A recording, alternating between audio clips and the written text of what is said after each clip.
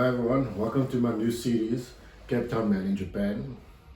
Before I show you the footage of my trip, I'd like to chat to you about a couple of pointers regarding my flights, my accommodation, and what I did when I landed in Japan at Narita Airport. So the first thing I do when I search for my flights, I go to Skyscanner. So you can go to either on the browser, or you can use the app on your mobile device. So I'll search for the flights from Cape Town to Japan. Choose all airports because there's two airports in Tokyo. But most of them will be, and your cheapest one will basically be at Narita Airport. That's the new airport. And then once I've identified the cheapest airline, I will go to the airline's website and then do the same search there, and then maybe play around with dates like a couple of days before or after the month I want to go visit. And then I will also play around with the length of stay, because I initially planned to stay there for 10 nights, and then I changed it to 7 nights because the flights ended up being 6,000 Rand odd cheaper. So let me show you an example of how I'll use Skyscanner. Okay, so we're on Skyscanner and I'm using the mobile device. So you will search for flights, and then you choose your destination, and obviously your departure. And the dates I'll be using for, as an example, will be September. So this is the same period that I stayed when I was there during June. So let's just choose that.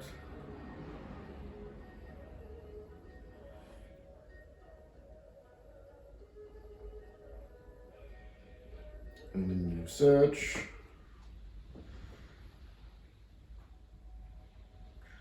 So the results will be the cheapest first. So you can see Ethiopian Airlines again is the cheapest airline. So I used Ethiopian Airlines, and then the next cheapest is 20,000. And if you scroll up, you see the other airlines, all of the flights are basically over 20,000 Rand.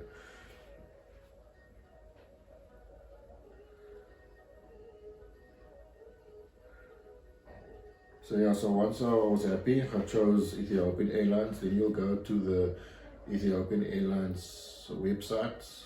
Yeah, so that's what I do when I search for my flights. I've always used Skyscanner. I know there's also cheapflights.com, but I've never really used them. So next, we'll discuss the accommodation booking. And for the accommodation, I use booking.com. So let's talk about the booking process. So I use booking.com. And I've used that. I haven't used any other booking service, and I've got no issues with booking.com. I've currently sitting on the Genius level 2, so in some hotels I get a 10% discount. So let's go through the booking process. So I'm on my mobile device, so you search for Tokyo, and you'll select your date period, and then you'll see your results. So that hotel, Ana Hotel, is the one I chose to stay at in Asakusa. So it's a very modest hotel. It's close to the Sky Tree, as you can see, and then the hotel room, let me just go there, that's the one that I stayed in. So it was for a single person. So it was all that I needed because I'll be outside exploring Tokyo, so I was just there to sleep. And another thing I would like when I'm looking for a hotel, so I'll choose one like I did now with Ana Hotel, and then you can go to the map view. So we just have a look at the map view. You need to scroll down to the map view. Okay, so there's the map. So what this shows you is basically all the hotels in the area with their prices. So if you've got a specific budget, so my budget was around about 1,000 Rand a night. As you can see from these prices that Tokyo's pretty pricey. And so if we look at a cheaper an example, they one for 7,900 in Coco. So we go into there and have a look at it. So as you can see, it's like a hostel, so it's shared spaces. So which I didn't want. Now let's look at another hotel in that price range.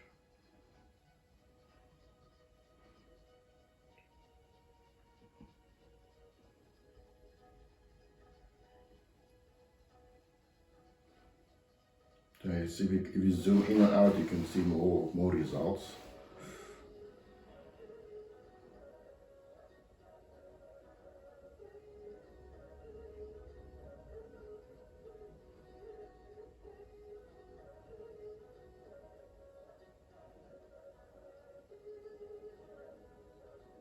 So that hotel, Sakura Hotel, if you look, it's also another hostel. So now that's not what I was looking for.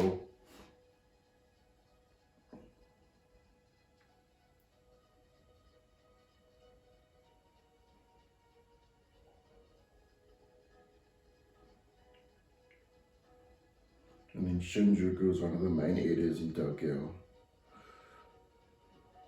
And their prices was way out of my budget.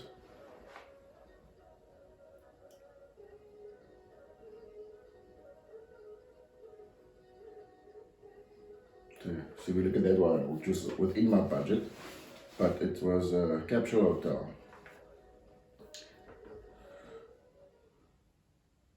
And which is not what I wanted. I wanted my own space. And this one is also a capsule hotel. So yes, I decided to go with that Ano hotel in Asakusa, and I was pretty happy with the location. I didn't know what to expect in Asakusa, but I actually preferred staying there than in the major areas like Shibuya or Shinjuku. It was more traditional type of city, and there was a lot less people. That was the main thing. So I really enjoyed staying in Asakusa. So thank you for listening to what I had to say. So the first episode was basically about the area that I stayed in, Asakusa. So if you enjoy this, please like the video and subscribe and help me grow this channel. Enjoy the video.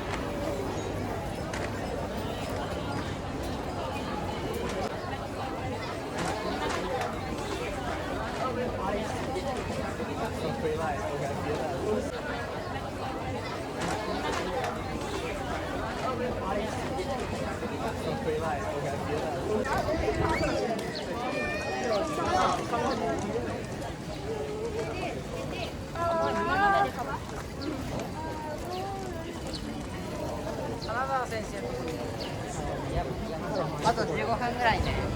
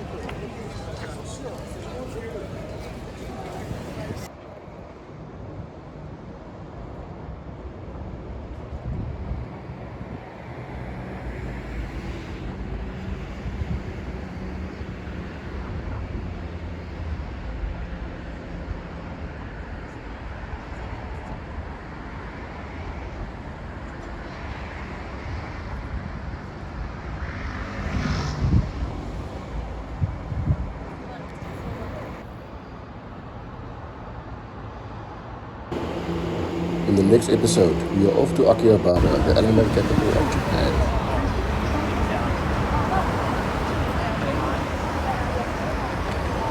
And also see what it's like watching a baseball game at the Tokyo Dome.